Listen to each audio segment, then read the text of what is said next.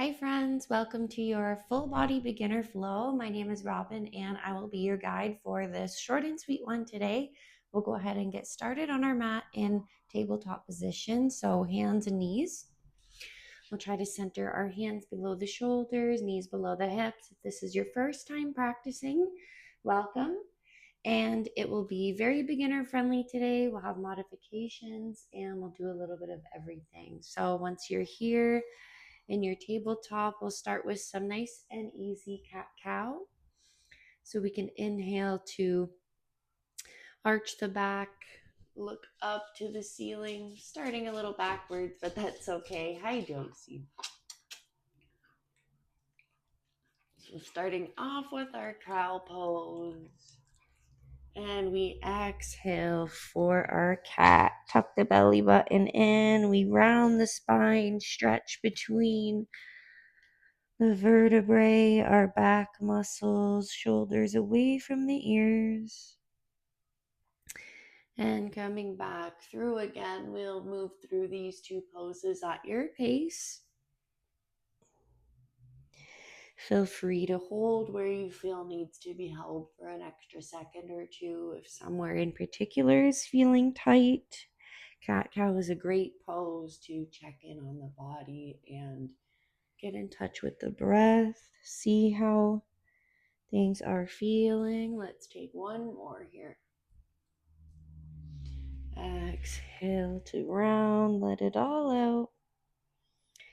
And we'll meet back at center, back in a neutral spine position. We'll put our weight into our left palm as we open up with our right hand. Look up to the ceiling, and then we'll come all the way through for our thread the needle. So we can start by just resting the forearm onto the floor. Try to let the head hang heavy. You can place a block under the shoulder and head here, or we can come all the way down. Relax the head, neck, and shoulders onto the floor. Keep some pressure through this left hand.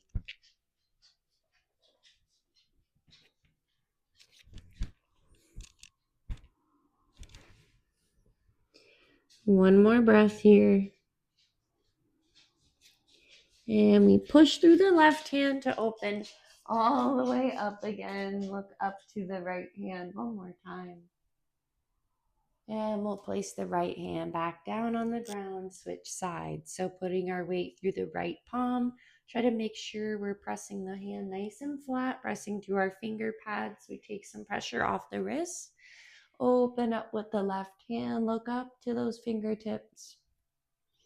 And exhale, feed it through, coming all the way down. Relax the head, neck, and shoulder. Again, keep some pressure through the right hand. That'll deepen your stretch.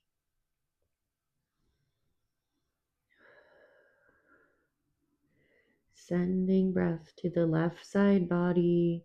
Should feel it in the back of the shoulder. One more breath.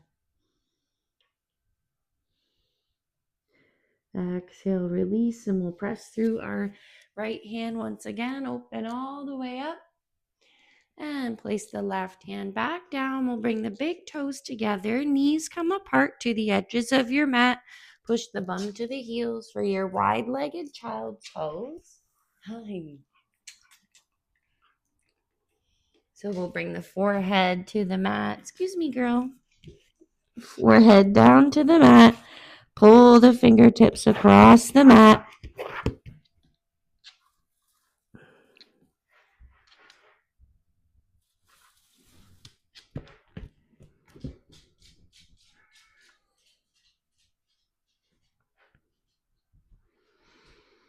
One more breath here. See if you can press the hips towards the heels. And we're going to take ourselves over towards the right. See if you can pick the head up. Walk the hands over to the right side. Relax the head back down once you've found a comfortable space for you. And we can cross the left hand over the right arm. See if you can deepen the stretch through the left side body. You should feel this down through the lats, just under the arm of the left side.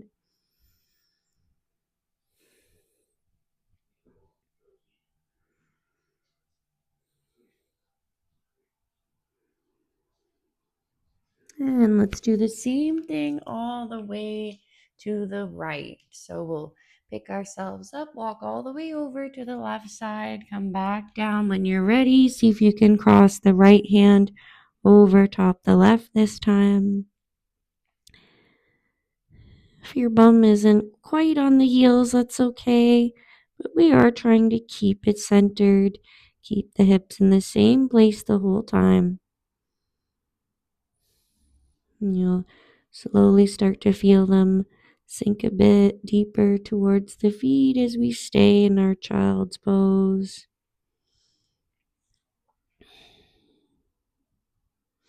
And let's pick ourselves back up, walking all the way back to the center. We'll come back forward into our tabletop position. From here, we'll get ready to tuck our toes. We're going to start push into our first downward dog. Already got started, but let's lift the knees off the mat, press into the palms again like you were for thread the needle, and go ahead and pedal out the feet. Press one heel to the ground at a time. Press the chest towards the thighs.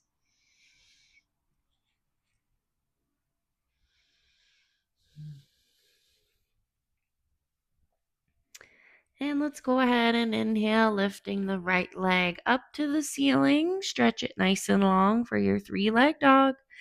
Tuck it in towards the chest. Come forward to your high plank, and we'll step that foot between the hands, coming into our Virabhadrasana 1, Warrior 1. So we'll take our back foot to a 45-degree angle, tuck the belly button down and in towards the spine as we lift all the way up. Reach up to the ceiling and sink low into the front hip as much as you can without rotating towards the left. We are trying to keep our hips facing the top of the mat. We should feel a stretch through the left hip flexor. Inhale, reach up to the ceiling. Exhale, sink forward. Maybe you add a cactus arm, tucking elbows into the sides. And we'll straighten our front leg from here, moving into our pyramid. Back foot can stay as is, and we'll fold forward over our front thigh. If you need to adjust the feet a little bit, if you'd like to bring the back one in a bit closer, feel free to do so. We are trying to keep the front leg nice and straight. A little micro bend in the knee is okay. And we should be feeling the stretch in the back of the right leg. So our right hamstring, maybe into the left calf a little bit too.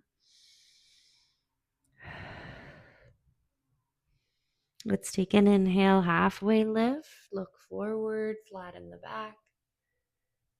And exhale, let it go once more. Head hangs heavy. And we'll plant our hands, bring the toes back to the back side of the mat. Low lunge just for a breath.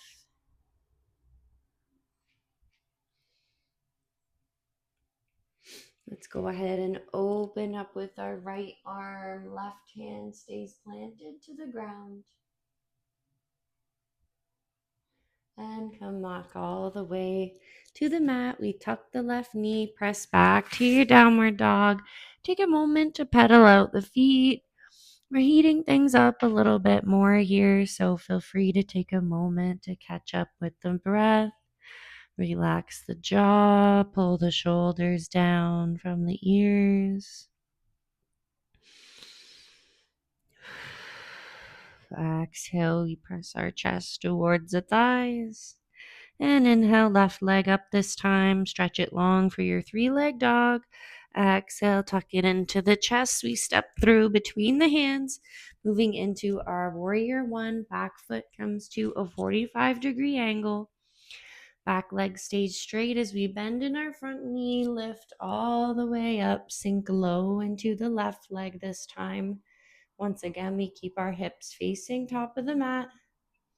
Should feel a stretch through the right hip flexor this time. Inhale, reach up. Exhale, sink it low. And we do that one more time. Inhale, reach up. Exhale, this time we can add our cactus arms, elbows to the sides, open through the chest. Then we straighten our front leg, fold forward for your pyramid. We let the head hang heavy. A little micro bend in the left knee.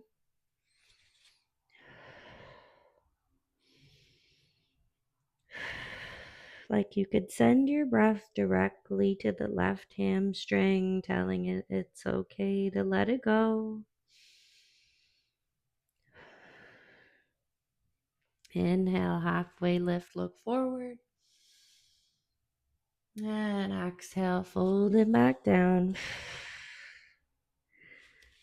Let's bring our hands to the mat. We bring our back toes to the back edge of the mat, leg as long as we slowly lower down for our low lunge. And then we keep the right hand planted as we open up with the left, look up to the fingertips. Just a nice little twist. And we plant the left hand back down. We push back into our final downward dog. So we lift the right knee, left foot comes back to meet the right. Press the hips to the ceiling, chest to the thighs. Head is relaxed.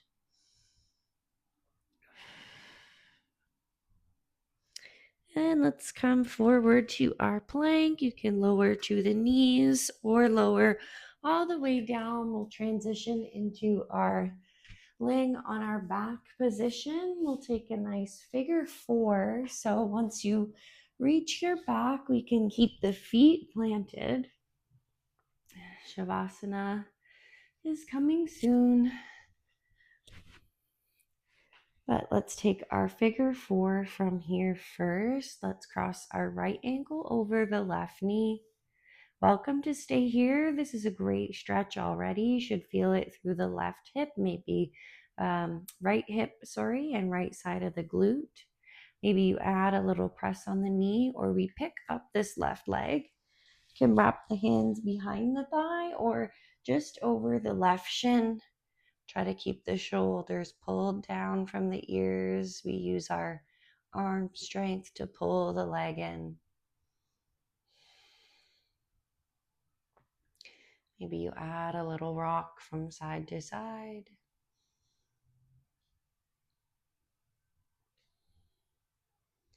And we'll place the left foot back down. We'll place the right foot back down as well and switch sides. Cross the left ankle over the right leg this time. Again, you're welcome to stay here, or we can pick the right leg up.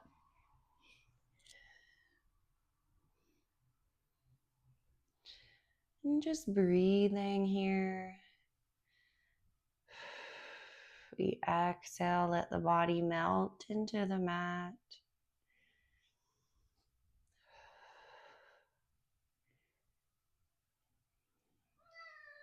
Hi, William. Lots of pet visitors in today's flow.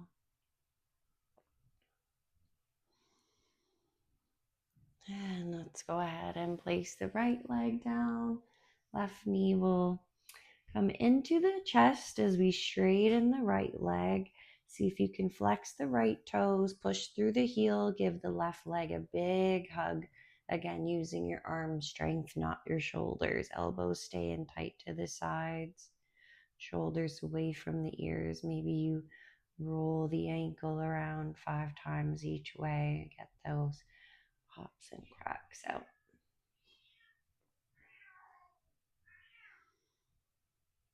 And let's bring the right knee into the chest this time. So just switching sides, left leg comes long. Flex the left toes back towards you like you're pushing something through that heel. Hug the right knee into the chest, and if and when you're ready, you can take your ankle circles, about 5 or so each direction. Switching once you've done your first 5, like you're drawing a circle with the big toe. And let's bring the right leg long, meeting in our Shavasana just for a few breaths. You can take a moment to thank yourself for carving out some time to spend on your mat today. Even 10 to 15 minutes can make a difference.